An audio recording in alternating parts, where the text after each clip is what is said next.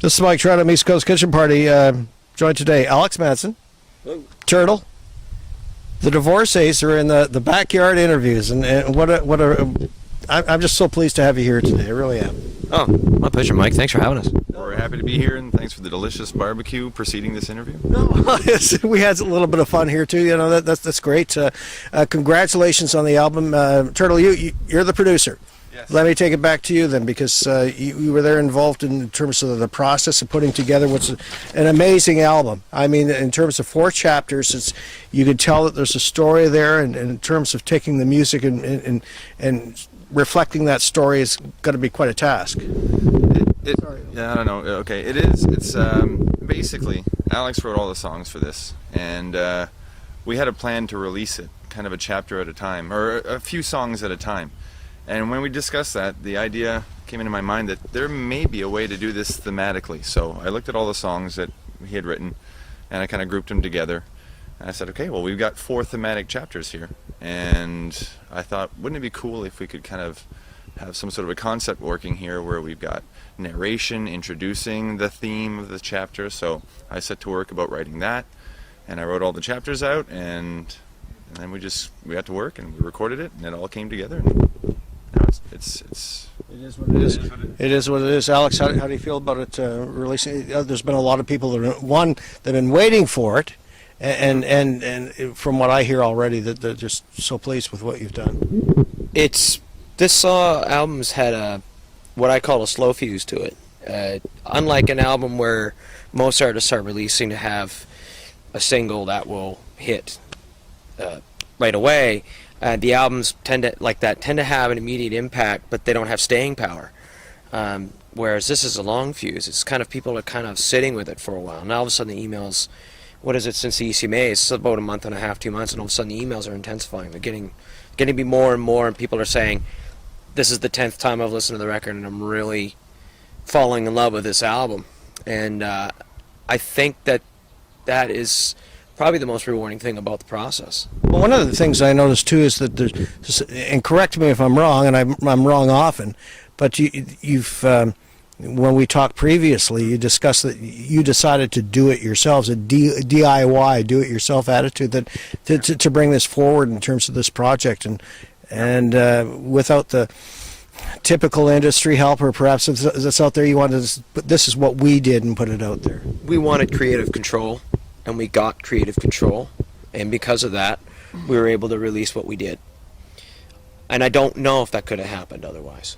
Well, in the past albums, there were a lot of logistical issues that were associated with it, the studio being far away. The first album was in Halifax.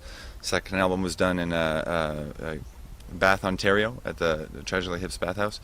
And it's really difficult to be there for everything, and you want to kind of have some say in what's going on. But if you're always having to go back and forth with the engineer and the producer, and you're trying to have some say in how the album's shaped, it's really difficult that way. But this way, having done it at home, we knew the studio is 20 minutes away. If we need to go fix something, it's right there. And if we need to discuss whatever it is, everyone's close by. If we need to find artists, we have some in town. If we need to, all the people that were involved were really close by, and it just made it so much easier. How can you produce a divorcee's album if you're?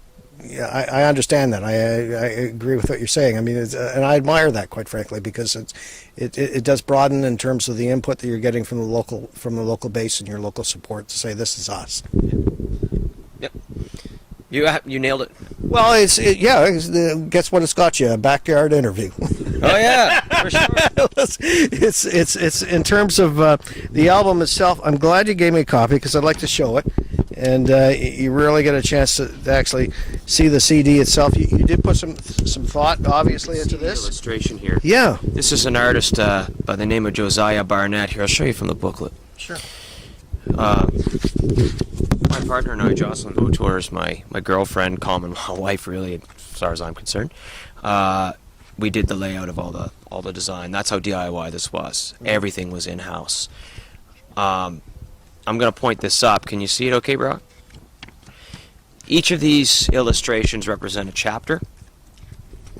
And these images in real life are huge. They're probably 8 by 11 in size. I could take those and show them in the video itself, sure and we could. would, yeah, and I think we'll do that. Absolutely.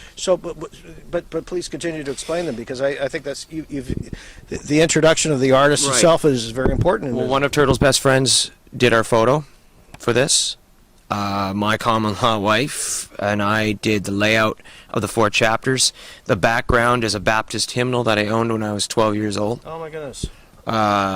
The idea of this layout came from antique books, and Joss and I having a fascination with these old books and coming through But that. the motif. imagery as well is something that kind of Josiah Barnett did it, but it's all based on illustrations on rough sketches that Alex did.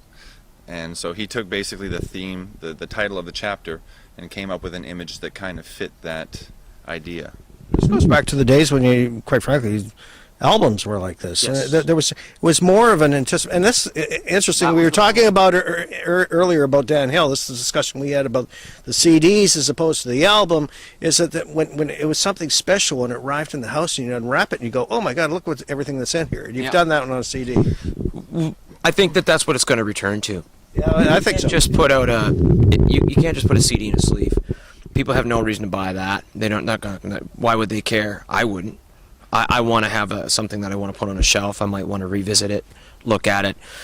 This is as much as it is an album, it's also a book, and you could look at this on its own without listening to the CD and actually get something out of it. That's an important point, because I found, which I previously wasn't aware of, but increasingly I am, is that in terms of an artist who's involved in music and being very accomplished in music, they're also connected to the same community. They're involved in arts and the visual arts and the visual arts in terms of multimedia and all that. It's everybody's working together on something like this these days.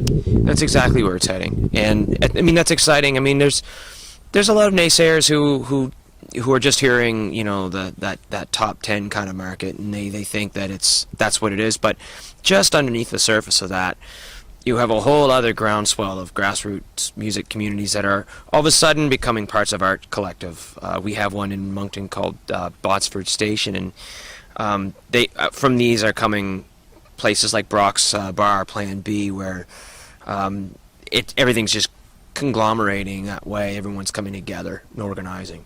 And more so, especially on an artistic level. What's the question I haven't asked that I should ask about this album or about the tour? It's been 2 years for you guys. I mean, it's been a while, and the fans are saying, "Where are you?" Fire in the barrel. Yes. Yeah. I think it was Barsal. Barsal. It was All right. Barsal, and it was minus 21 degrees Celsius. What's that? Now, what's the question I'm supposed to ask that I asked? Well, what's the answer? We kind of just answered it. Well, Yeah, you did. if you look on this, if you look at the picture of us, we're standing in front of a barrel, and we need to get the flame up so that Martin could get the shot. So Turtle and we all went out and filled a barrel with various things, and a whole lot of arsol.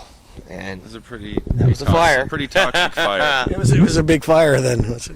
Well, now we know the story about that, and no one else knows except at least here anyway. Listen, I'm really feel humbled and privileged that you guys are here, and I mean that. I mean thank you. it's and Brock sitting there handling the camera. He loves that stuff. Yeah, I know he does. Yeah, I'm really pleased that you're here. I really am. I wish it's just to have you here and to sit down like you saw the yard when you drove in. There's a Nova Scotia license plate there at the gate. Just don't tell anybody else, because everybody's gonna go to Trenham's. They'll feed you before the show and have an interview. Well, I'll tell you, Mike. I think for a second there, I think we were feeling like we were back east. So that's the goal, right? So Yeah, it is. Yeah, it is. It is. you know. Listen, it's just Alex Madsen, Turtle, and Brock at the camera. The other guys back there. You've just been a joy to having the backyard interview. I mean, it's just a tradition we started here. Thanks so much to all of you for coming here. And my name's Mike Trenham, and this is East Coast Kitchen Party.